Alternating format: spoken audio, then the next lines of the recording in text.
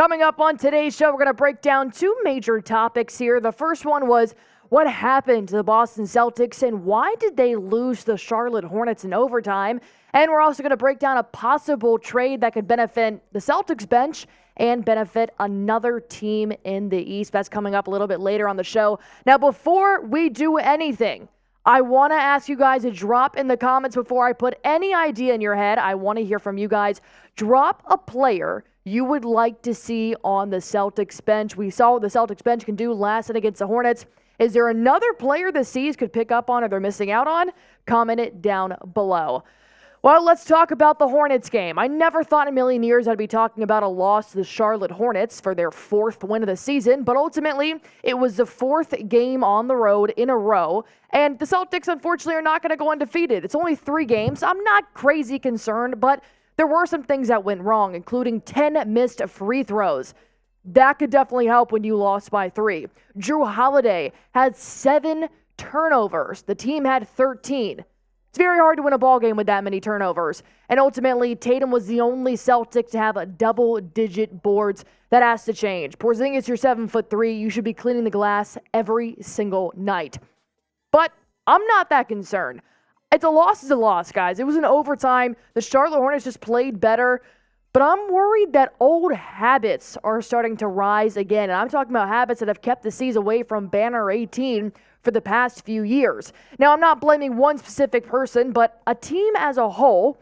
This was not a very good stretch for the Celtics when you look at the box score. Now, a win is a win, yes, but at what cost? If you look at the last 3 games Celtics had, 1 possession win, 1 possession win, 1 possession loss. And this was a blown 18-point lead against the Raptors. They won by 3. The Memphis Grizzlies, they won by 2 after they blew a 10-point lead. And then, of course, last night against the Hornets, they blew another 18-point lead, but this time they couldn't come back. Yes, they forced an overtime, but this is a recurring trend now if it happens 3 games in a row.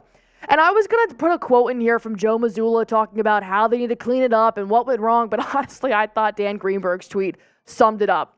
Tonight, the Celtics finally found out what happens when they fuck around. And fuck around they did. I'm not concerned about the loss. I'm really not, but I thought this summed up very easily, and all the Celtics players agreed and said, look, we can't rely on talent. We have to do better. But I want to know if you guys are concerned. Type it down below. Scale it 1 to 10. Your level of concern for the Boston Celtics after they lost the Charlotte Hornets last night. Once again, it's the 3rd loss. They still have the best record in the entire league. So I'm going to go with level of concern at 2. You can fix some things up, but they have to stop now. While you guys are commenting down below, let me tell you about our sponsor today on Celtics Today. It is Prize Picks, my favorite daily fantasy sports app to play almost every game day. If you want to play, all you have to do is pick between 2 to 6 players, pick their projected stats, and just click more or less. It literally takes you less than 60 seconds to make your picks. These are mine that I have for tonight. Of course, I did take a Kevin Durant special. It's Taco Tuesday on Prize Picks, so I have him having more than 24.5 points. I also got Joel Embiid and Trae Young on there because Celtics don't play tonight. So these are my picks, and I want to see yours. All you have to do is go to prizepicks.com/CLNS. Use promo code CLNS for a first-time deposit match up to $100 and watch yourself win some real money in real time.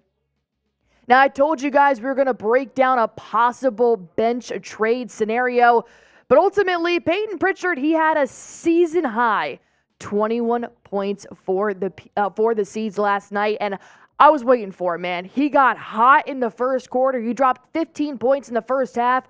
He fell a little bit cold, but then he hit a great time 3 in the fourth quarter. So it was about time Peyton Pritchard finally got something going here. But overall, the bench as a whole hasn't really clicked in the past 14 games. So when you look at somebody like a Peyton Pritchard who makes these great shots and he goes up against the Charlotte Hornets and comes out firing, you want to see that every night. But that's not what's happening. Now, Sam Hauser was in the starting lineup last night, so he wasn't considered a bench player for the Charlotte Hornets game. But against the Raptors and the Grizzlies, Sam Hauser was coming off the bench. While the last 3 games, the combined bench points have been 27, 27, 29.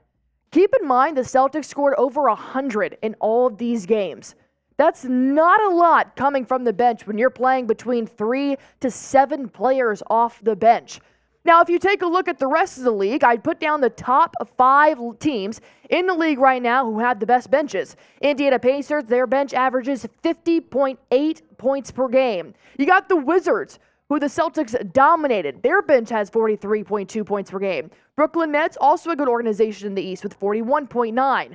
If you go all the way down the list, you'll find the Boston Celtics at 29th out of 30 teams in bench points. 25 points per game. That's horrible. Now, we're lucky the Philadelphia 76ers are right below us because they could possibly be contenders in the playoffs, but to sum it up, you need more depth or you need to switch some things up. And by you, I mean Brad Stevens. Beef it up, get some more shooters, do something, because I thought Peyton Pritchard was going to be the key, but he hasn't stepped up until the 14th game of the season. Thankfully, Sam Hauser found his place, but what if he hadn't? Well, thankfully, there is some lingering trade rumors that do involve the Chicago Bulls. Now, here is a trade proposal that I did cook up with producer Smitty here. And don't yell at me yet. Let me break this down, all right? Alex Caruso is on the chopping block for the Chicago Bulls. So is Andre Drummond. The Bulls want to revamp. They want to rebuild.